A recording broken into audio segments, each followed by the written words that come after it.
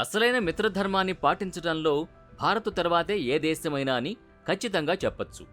రష్యాలోని కాంజాన్ నగరంలో 16వ బ్రిక్స్ శిఖరాగ్ర సభలో భారత్, రష్యా, చైనాతో పాటు ఇంకా వేరే దేశాలు కూడా పాల్గొన్నాయి. అమెరికా, జపాన్ మరియు ఇంకా ఇతర పశ్చిమాసియా దేశాల కన్ను రష్యా ఆధ్వర్యంలో నిర్వహించబడిన బ్రిక్స్ శిఖరాగ్ర సభ మీదనే ఉంది.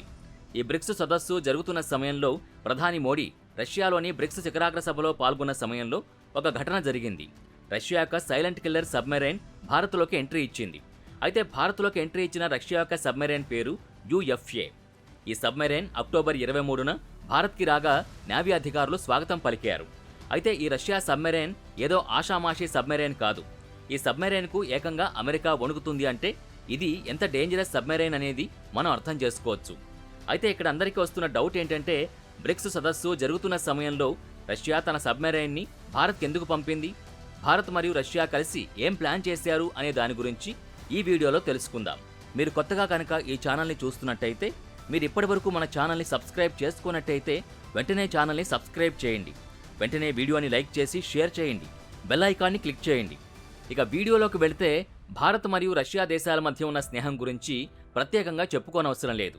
అయితే భారత్ మరియు రష్యా మధ్య రోజురోజుకు బంధం బలపడుతూ ఉండడంతో అమెరికా, జపాన్ లాంటి పశ్చిమాసియా దేశాలకు మింగుడు పడ్డం లేదు.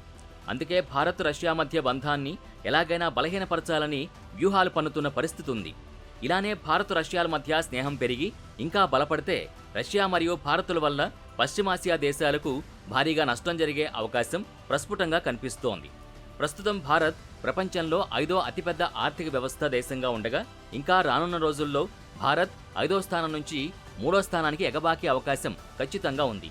రష్యా లాంటి దేశాల మద్దతుతో భారత్ బలమైన దేశంగా ఎదుగుతుండగా, అమెరికా, జపాన్ లాంటి దేశాలకు గట్టి పోటీనిచ్చేలా ఎదుగుతోంది. అయితే భారత్ ఇటు రష్యాతో ఎలా సత్సంబంధాలు కొనసాగిస్తోందో అలానే పశ్చిమాసియా దేశాలతోనూ వ్యాపారం చేస్తూ ఉంది. అలాగే భారత్కు పశ్చిమాసియా దేశాల్ని దూరం చేసుకోవాలని లేదు. ఇటీవల జరిగిన UNSC United nations security council మీటింగ్లో భారత్కు యుఎన్ఎస్సిలో శాశ్వత సభ్యత్వం మరియు వీటో పవర్ ఇవ్వాలని అమెరికా మరియు ఇంకా వేరే ఇతర దేశాలు కూడా కోరాయి. అందుకు అమెరికా కూడా ఒప్పుకున్నా ఇంటర్నల్గా కొన్ని దేశాలు ఒప్పుకోలేదు. అయితే భారత్ యుఎన్ఎస్సిలో సంస్కరణలు జరగాలని ఎప్పటినుంచో కోరుతుండగా, అత్యంత వేగంగా అభివృద్ధి చెందుతున్న దేశాలైన భారత్, జపాన్, జర్మనీ లాంటి దేశాలకు సంస్కరణల ద్వారా శాశ్వత సభ్యత్వం మరియు వీటో పవర్ లభిస్తుందని పలు దేశాలు డిమాండ్ చేస్తున్న పరిస్థితి ఉంది. అయితే యుఎన్ఎస్సి మాత్రం సంస్కరణలు చేపట్టడానికి నిరాకరిస్తుండటంతో పాటు భారత్, జపాన్, జర్మనీ లాంటి దేశాలకు శాశ్వత సభ్యత్వం మరియు వీటో పవర్ ఇవ్వడానికి సిద్ధంగా లేనటువంటి పరిస్థితి ఉంది. అయితే యుఎన్కి భారత్ ఎదగడం అనేది పూర్తిగా ఇష్టం లేదు. అయితే బ్రిక్స్ సదస్సు ద్వారా భారత్, రష్యా, చైనా ఇంకా మిగతా దేశాలు బలపడుతుండగా, పశ్చిమాసియా దేశాలు మాత్రం లోపల మండుతున్న పరిస్థితి ఉంది. బ్రిక్స్ గురించి తెలియని వారి కోసం ఇది. బ్రిక్స్ అంటే Brazil, Russia, India, China, south Africa. అయితే ఈ దేశాలన్నీ ఒక్కతాటిపైకొచ్చి అభివృద్ధి చెందాలనే ఉద్దేశంతో 2009న బ్రిక్స్ని ఏర్పాటు చేశారు. అయితే రష్యా మొదటి నుంచి సూపర్ పవర్ దేశం కావడంతో అన్ని దేశాల్ని ఒక్కతాటిపైకి తీసుకురావడం అనేది సులభం అవుతోంది. అంతేకాక ఈ బ్రిక్స్ దేశాల్ని అభివృద్ధి పథం వైపు తీసుకెళ్లే బాధ్యత రష్యా తీసుకుంది. అయితే వికాసశీల దేశాల ఐక్యత అనేది ఎంత ప్రభావం చూపించగలదో రష్యా ఈ బ్రిక్స్ సదస్సు ద్వారా పశ్చిమాసియా దేశాలకు చూపించిన పరిస్థితి ఉంది. ఈసారి రష్యాలో జరిగిన ఈ బ్రిక్స్ సదస్సుతో పశ్చిమాసియా దేశాలకు భయం పట్టుకుందని చెప్పొచ్చు. ఇది చాలు కదా బ్రిక్స్ దేశాల సత్తా ఏంటో తెలపడానికి. ప్రస్తుత పరిస్థితుల్లో రష్యా లాంటి దేశంపై అమెరికా విధించినన్ని శాంక్షన్స్ వేరే ఏ దేశమూ విధించలేదు. ఇరాన్, సిరియా మీద విధించిన దానికన్నా రష్యా మీద విధించిన శాంక్షన్స్ ఎక్కువ. ఇప్పుడు మీకు కనిపిస్తున్న మ్యాప్లోని దేశాలు బ్రిక్స్లో ఎప్పటినుంచో ఉన్న దేశాలు. ఇక్కడ గ్రీన్ కలర్లో మీకు కనిపిస్తున్న దేశాలు గత సంవత్సరం బ్రిక్స్లో చేరాయి. ఇంకా ఎల్లో కలర్లో కనిపిస్తున్న దేశాలు మేం కూడా బ్రిక్స్లో చేరతామని అప్లై చేసుకున్న దేశాలు. అయితే రష్యా, చైనా, భారత్ ఇంకా మొత్తం 5 దేశాలతో బ్రిక్స్ ఏర్పడగా ఇప్పుడు చాలా దేశాలు బ్రిక్స్లో చేరడానికి ఉత్సాహం చూపిస్తున్న పరిస్థితి ఉంది.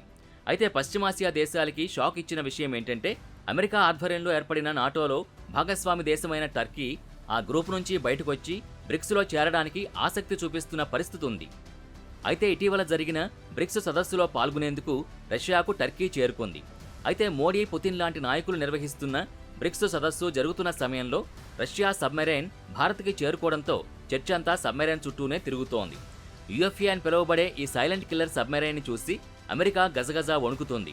అయితే రష్యా సబ్మెరైన్ భారత్కి ఎందుకు వచ్చిందనే దాని గురించి తెలుసుకున్నట్టయితే ఎక్స్లో ఇండియన్ నేవీ చేసిన పోస్ట్లో భారత్ మరియు రష్యా మధ్య బంధం మరింత బలపరుచుకునే ఉద్దేశంతోనే రష్యా నుంచి ఈ సబ్మెరైన్ భారత్కు విచ్చేసిందని తెలిపింది. అయితే చైనా రష్యాలో జరుగుతున్న బ్రిక్స్ సదస్సులో ఉండగానే రష్యా సబ్మెరైన్ భారత్కు రావడమన్నది చైనాకు మింగుడుపడని విషయం. హిందూ పసిఫిక్ మహాసముద్రంలో భారత్కు వ్యతిరేకంగా చైనా చేస్తున్న కుట్రల్ని తిప్పికొట్టడానికి రష్యా యొక్క ఈ సైలెంట్ కిల్లర్ సబ్మెరైన్ మనకెంతగానో సహాయం చేస్తుంది. దీంతో భారత్పై చైనా చేస్తున్న కుట్రలు నీటిలో మూటలా కరిగిపోవాల్సిందే. అయితే హిందూ పసిఫిక్ రీజియన్కి తానే బాస్గా ఉండాలనుకుంటున్న చైనాకు రష్యా రూపంలో చెక్ పడిందనే చెప్పొచ్చు. మరి రష్యా యొక్క సబ్మెరైన్ భారత్కు రావడం పట్ల మీ అభిప్రాయాన్ని కామెంట్ రూపంలో తెలియజేయండి. మరో మంచి ఇంట్రెస్టింగ్ వీడియోతో మళ్ళీ కలుద్దాం.